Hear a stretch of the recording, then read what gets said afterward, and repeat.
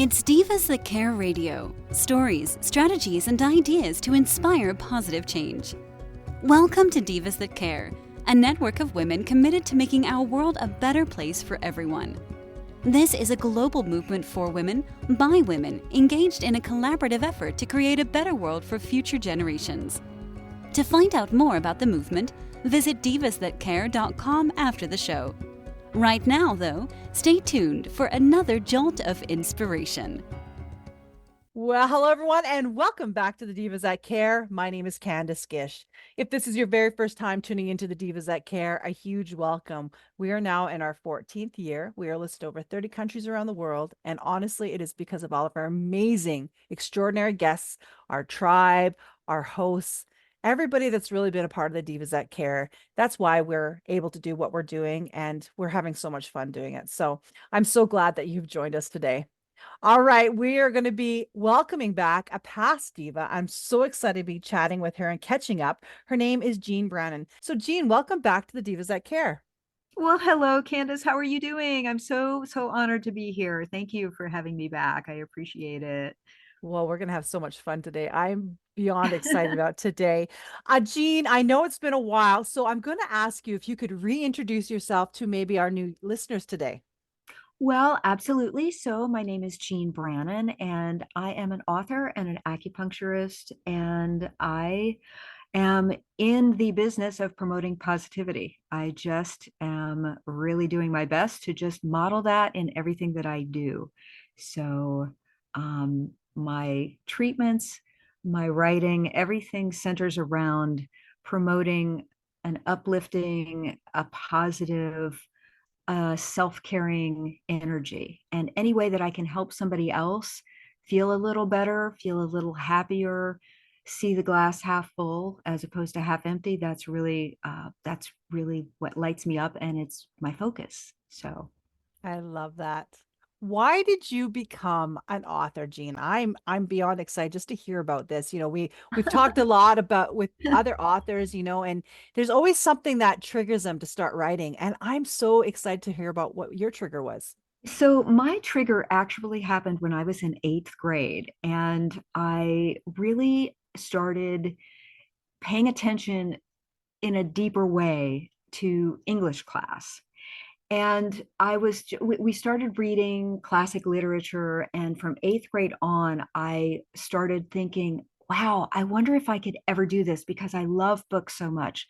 And I thought, well, I don't know, but it's a great dream. And so I started, writing for the school paper and for the yearbook. And every opportunity that I got to write like a little essay or something, I would take it. And, by the time I was in high school, I had an English teacher, Mrs. Gwynn, that really was encouraging me. She said, I really like how you write, and I think that you could really make a living at this. And it was just the one little bit of pure positivity that fed my hope. And so I wound up, it's interesting because I did go to college and I studied journalism and advertising, and I was in the corporate world for a while. And so I wrote for the school paper in that capacity. And then when I was out in the big world, I was an advertising copywriter. So I had always been around words because I love words. I feel that, they're magical. And so, but I never, even though I loved what I did, I always said to myself, I'd love to be back in Mrs. Gwynn's class, and I'd love to really be working on something that is of my own creation that could really help people. I've always wanted to just speak to people in a way that would help them feel better about themselves and about the world. And so when I was, in my 20s, I didn't feel like I had anything to say, interestingly enough. So I just was like, one of these days, I will write a book when I feel like I have something really empowering to say. And so it took me a while to get to that place. But, when I decided that I really, really, really was going to do this, I sat down and I decided every day I am going to write from a place of non-judgment. I am going to put words on paper, even if I don't feel like doing it. And it actually been a crossroads in my life because my partner of 13 years had died, and I was in the process of reinventing my life. I was working as an acupuncturist, and I was running a farm, and I was enjoying life. But for me personally, when I had that level of loss, I was doing a lot of deep soul searching, and I said to myself, you know what? I really need to do this. And I feel like at this point I've had enough experiences that I can put something together that feels empowering to people. And that's what I did. And the first book that I wrote, Atlantis Writhing, it's in the vein of a love story. But I've always loved adventure. I've always loved mythology, and I married that to a love story. And it helped in my own healing, but it also was about showing characters that move from a place of not feeling empowered into remembering who they are and their inherent power and self-worth, and how to explore that and how to emulate that. So that's really what got me into it, and I really haven't stopped ever since. I mean, every day, even if it's for a few words or whatever, I really do my best to just show up every day, pen in hand. Or I'm a I am an old typewriter nerd, and I love just typing things on an old typewriter as well. I Oh, I just love. love that. Well, it's whether it's pen in hand or sitting in front of like I have my grandmother's 1930 Smith Corona, and I love typing on that. Hmm. It just feels good. There's no tech that's in the way of it. It's very old fashioned, and there's nothing to impede the flow. And I've even encouraged other writers, because a lot of times I'll get asked about what are good tips for writers, and I'm like, you know what? Get yourself an old typewriter, Yep. and don't worry about hitting the correction in any which way. Don't even get correct tape.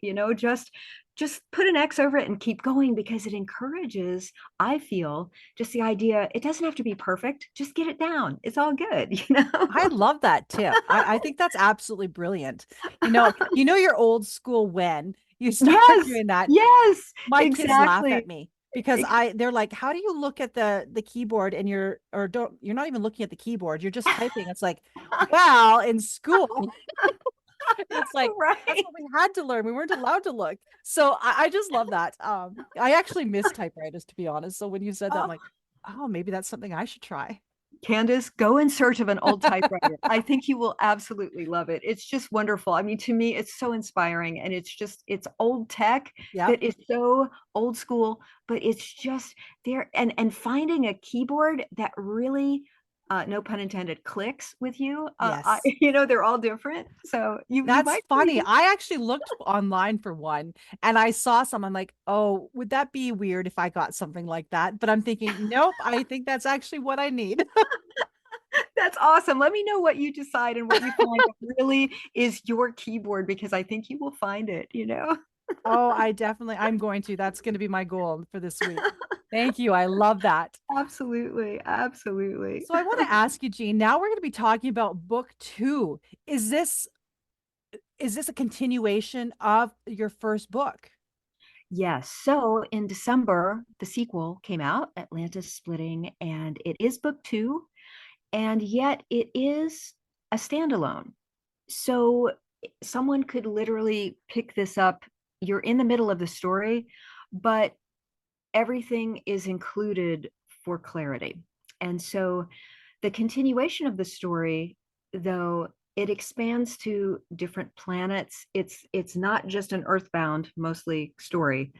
It expands to different planets. There are a lot of characters that are introduced. There are so many characters that I wanted to try to make it easy for people to keep up with who's being introduced. And so there's even a dictionary at the back so you can look up characters. You Oh, I can like look up that. there's an old tongue dictionary, because old tongue is the old school language. It's based mostly on Sanskrit, that's included throughout the work. And so I wanted people to be able to just quickly and easily go to the back, and in alphabetical order, just look for the word. If you can't remember what word that was in chapter 5 and you're on chapter 20, you can go and look it up. And so, I wanted to make it easy for people. But one of the central themes of this book is about the characters are in pretty much every character in the book is in their version of the dark night of the soul. And that's not meant to be depressing. What that's meant to be is an introduction to showing you can be in your deepest, darkest place, but there's always hope and there's always help. And a lot of times that comes from the most unexpected place or face. So, in other words, sometimes you'll see in this work that the characters that you thought were quote unquote the bad guy, maybe they're actually the knight in shining armor. And so, in essence, Candace, what I'm really trying to do with this is to let people read a book that teaches we should all just drop our judgments, whatever they are. It doesn't matter, whatever it is that you're judging. Whenever you feel judgment, you cannot feel love. Bruce Lipton has done a lot of interesting research and proven that. And it's an interesting concept to me. So anytime something comes up in life and I feel a judgment, I try to look at my dogs, because dogs understand that. They stay in a place of unconditional love. And so this book is really about that, about, wrapping a story around this theme of, hey, we're all in this. It's all is one, and everything really is okay. Everything is unfolding perfectly. Even in the midst of chaos, it's all good. We just need to remember that we can be in this deepest, darkest place where we think there's no exit strategy, but there can be help if we just drop our judgment, feel the love, and see what presents itself. That's really the essence of it. I love that. I'm so excited to be reading it. I do want to ask you, what age is this for? Like, what demographics, what were you looking for readership for this? Well, so what's interesting is that to me comes back to that non-judgmental place. Um, I would say most people that read the first book, because it was heavy into romance, most of the readers are your women age 30 to 60. Now, I've had a lot of people contact me that are outside of those parameters, people that are a lot younger, but the oldest reader that I know of that has contacted me was 84. And I thought that was cool. So, but this book, one of the things that appeals to me is getting younger people to read books that have been intentionally created to be uplifting, because there's a lot of negativity in the world. I think we all could agree that, sometimes we have to look for the positive, because fear can be everywhere. So what I would love is if younger and younger people would read books like what I've written, because it really is about teaching a mindset. And I feel, if I'd had this book as a teenager, first of all, it would have given me a way of structuring my thinking toward always looking for something positive in the midst of things that don't feel so positive. So I think the earlier that kids can get introduced to that kind of thinking, that's how we really influence this whole planet to be a more positive and uplifted place. So I like that. well, that's my goal Mhm. anyway. I just want everybody to feel uplifted, and there's no profanity in this. I mean, there aren't what people would, I think, if parents would be concerned about bad words.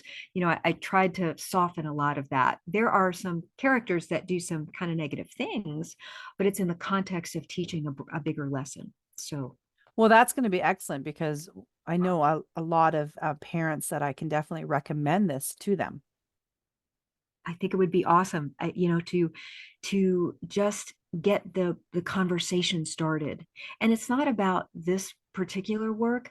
I think it's about the concept, because I'm always just interested in any which way that I can. If I'm at the store, if I'm at the bank, if I'm in my front yard and a neighbor walks by, I just want to have a conversation about, let's look at what's positive. Let's look at what can we do to help. What can we do to help the community or help the world, Yeah, and if we develop that, I just think it spreads. It's contagious. Hope is contagious if definitely. you allow for it. So Exactly. Oh my gosh, I'm so excited about this. Jean, where can a person go and purchase one of your books? well, so my books are available at all the major outlets, Barnes and Noble, Amazon, the publisher's website. I absolutely love publishing. Anything can be purchased there. And what I like about our publisher is every book that's being sold on that website is about promoting good in the world. So I feel completely aligned with that message. Let's promote good. Let's promote positivity. Let's promote smiles. And so yes, but anywhere that you buy books, you can buy this book. So Perfect. And just to let our listeners know, I will be posting this on our social media so you guys can go and check them out. Jean, awesome. is there going to be a third book in this Yeah. installment? Yes, I'm working on that now. As a matter of fact, I started that the very day that I submitted the final manuscript, and so of book two. And so I am deep into research and writing on book three, and Oh, wow. I'm doing the whole draft. First of all, by hand, by writing. I write all of my concepts out by hand in a pen and paper, and then I take it to one of my typewriters. I I have four vintage typewriters, Oh my and gosh. so I literally see who wants to play today. And so the newest typewriter that I have is a 1959. And so but I just love that. And so there is something about it. And I do want to encourage any writers out there, just get yourself an old typewriter and put a piece of paper in it and don't have any judgments. Just see what comes up. It really can be magical. So all of my first drafts are being done that way. And then I go to the laptop and put it on a file. So I think that's brilliant. Absolutely brilliant. I love it.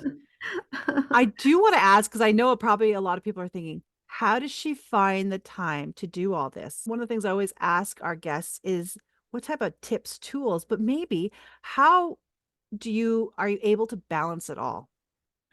well, for me personally, it is about showing up every single day and doing something. I do a lot of multitasking, and I do try to always be mindful about it.